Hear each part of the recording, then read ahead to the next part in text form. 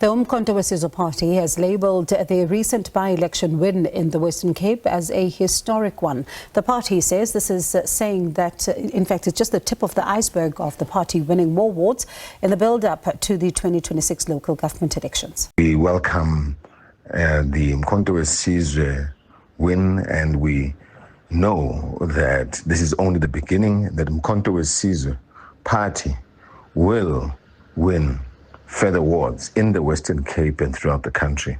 This also comes off the back of a win in the KZN region, being with Richmond, where Umkhonto weSizwe also won there, outperforming and outshining all parties that believed Richmond was a stronghold in that ward.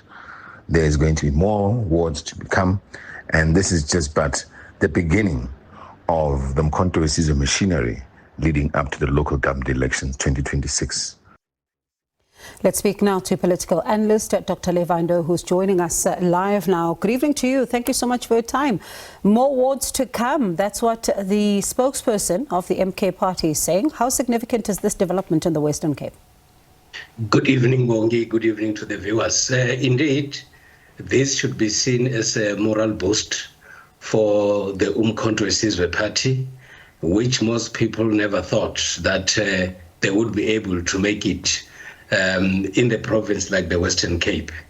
It is also a signal on their part to say that they could be doing a lot of hard work, and indeed hard work that has to deal with infiltrating areas that were perceived to be dominant or dominated by other political parties like the ANC and the Democratic Alliance.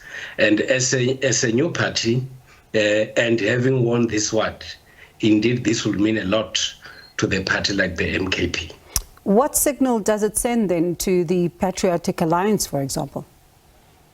It sends the message that apart from being a very strong opponent of the ANC, the MK party would also be making an impact in other areas that people never expected. But it also talks to this very strong machinery of the MK party, which is infiltrating areas that were dominated by the ANC, areas that we thought other parties, as I indicated, would actually be enjoying support. It also talks to the ability of the MK party to go beyond the province of KwaZulu-Natal and still contest and win elections. You look at, for example, Stembiso Hlatshwayo, the new councillor for the ANC in Ward 59 in the city of Johannesburg. You then look at the Northern Cape, the ANC retaining a ward there in the Joe Morolong municipality. Is this an ANC, in your view, that you would say is strong in the lead up to the local government elections, or has the dynamics of the government of national unity had an impact on potentially maybe its position going into the elections next year? By-elections have their own dynamics. You get a lot of people having an interest in the by-elections. You also have people and local people having sufficient time to look at the candidates and therefore make an informed decision, rather than at a time when generally everybody is voting. But of course, they also do send a message to a party like the ANC that what started in 2016 appears to be the trend, that instead of us knowing the ANC as the always winner in most wards, the complexion appears to be changing and other parties are also coming in. Another factor that in my view is very important is that we're having a lot of parties in South Africa, and citizens have got a lot of parties to choose from. And in the situation where you have got as many parties as possible, you have people splitting their votes. They might choose to vote their traditional party, or therefore they go for other political parties. Another area that we need to look at is that popularity of candidates also becomes a factor in local government elections, specifically on these ones, where a person will be able to study the word and therefore be able to speak the language that is more acceptable to the citizens of the ward.